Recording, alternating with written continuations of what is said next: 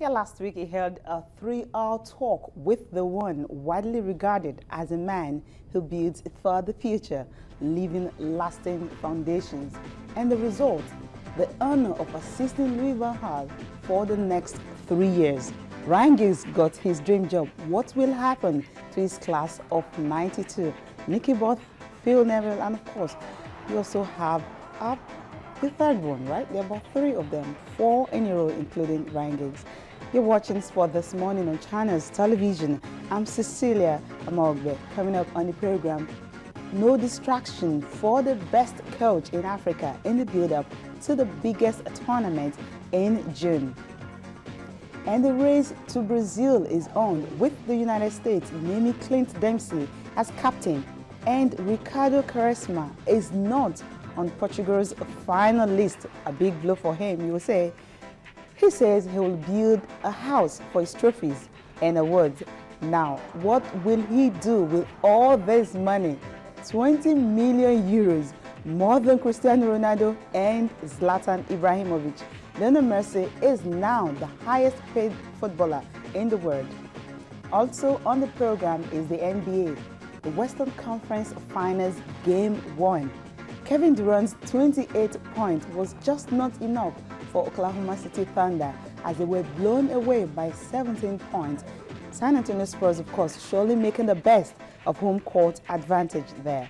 Tayo Salam will join me for these and more, but that will be after this highlight where ageless Ryan Giggs took charge of Man United's first game after Mo No became the unwanted one. Club legend Ryan Giggs in temporary charge, promising to put smiles back on faces and a more exhilarating brand of football. Valencia. Usual suspects in the middle here. Jones in. Oh, and Rooney left it. Oh, and Welbeck.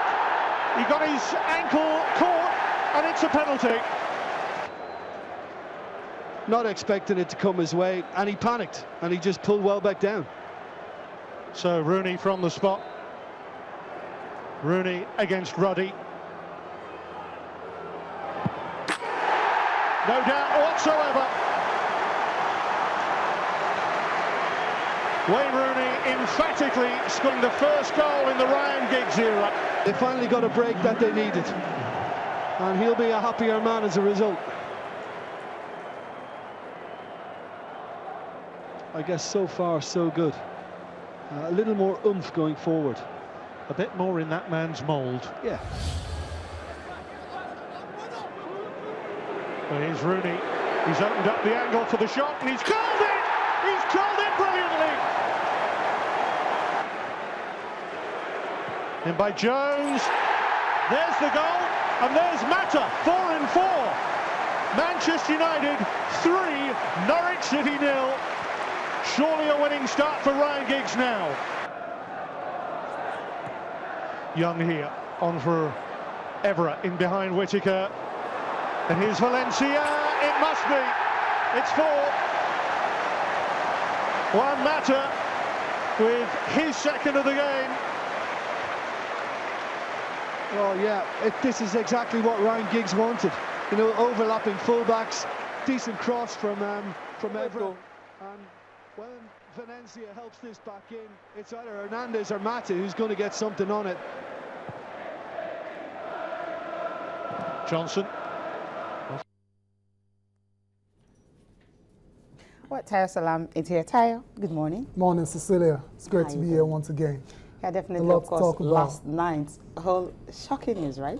No, Enrique, Messi, No. Louis van Gaal was expected. no shocks at all. For Okay, me. no shocks. Van Gaal was expected. If you had been following development, then you understood Luis Enrique was actually in line to take over from Tata Martino. Okay, and of course, finally, it's here. But we're starting from the home stretch. Of course, Coach Stephen Keshi talking about his team. But before that, we'll talk about the Channels National Kids Cup. Of course, all the teams that will be participating, they are ready.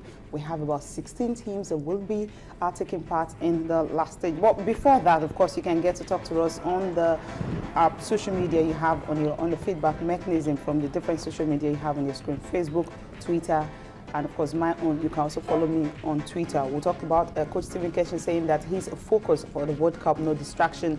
And also, Lionel Messi, high-paid player, is it really deserving?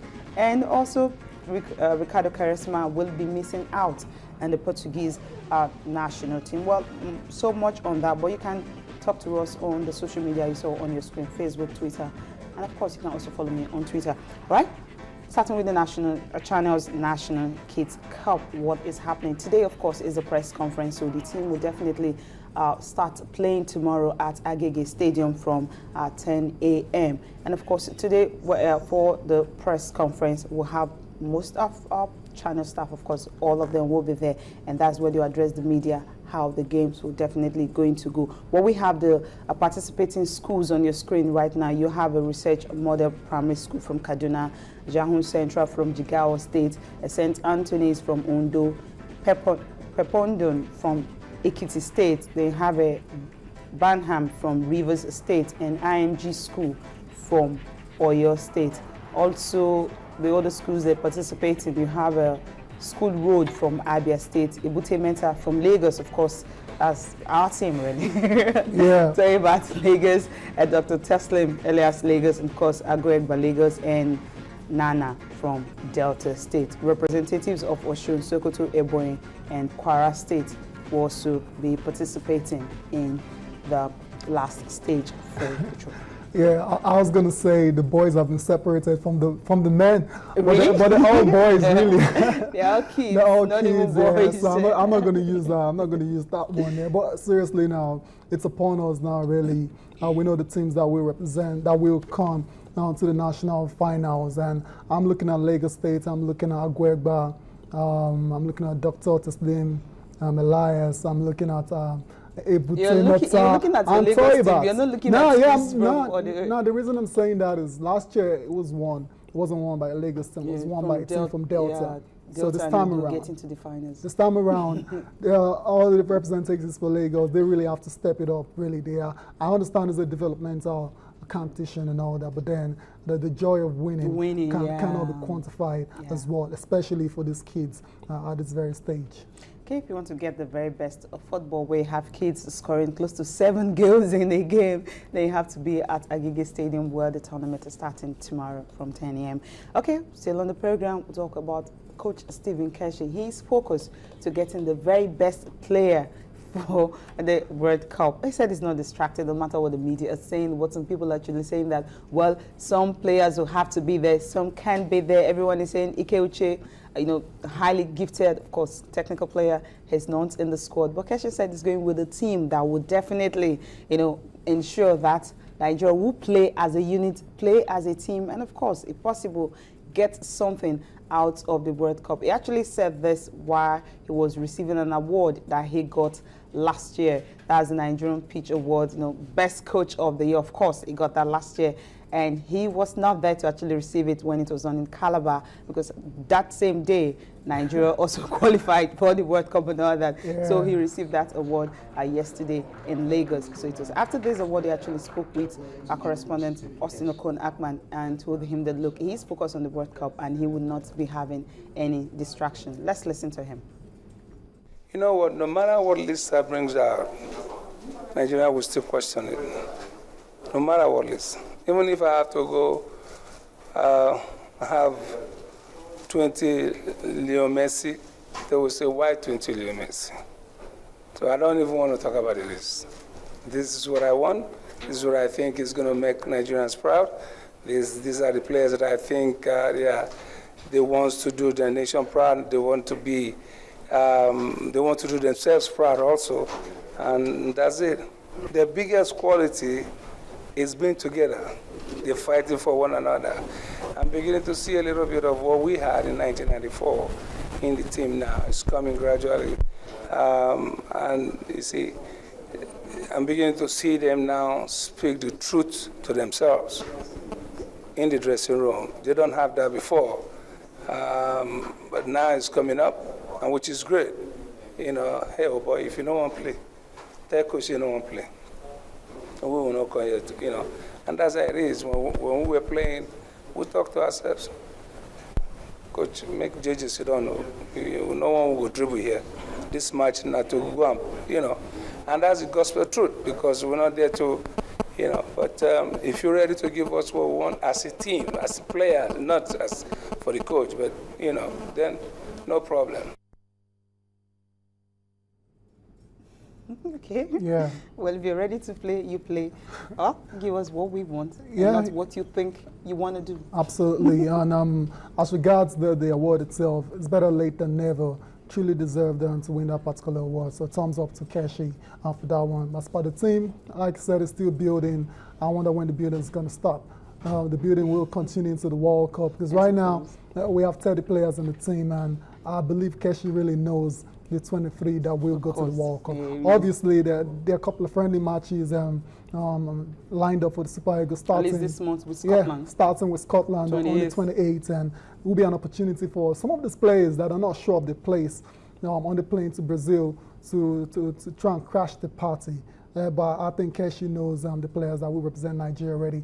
And in terms of the team spirit, it is very important as well. You can never underestimate the importance of team spirit as well. So you can understand why some players have made it and some players have not made it, despite being the hottest property for Nigeria on the football stage. Okay, and it's not only Nigeria that you're having some players definitely not playing, but you have 23 days to the World Cup. But in Portugal, Ricardo Quaresma is not part of the team. Well, it's a blow for him.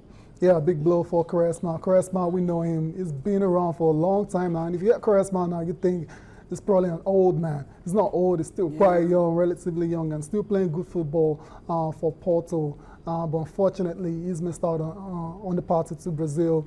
And you can understand why.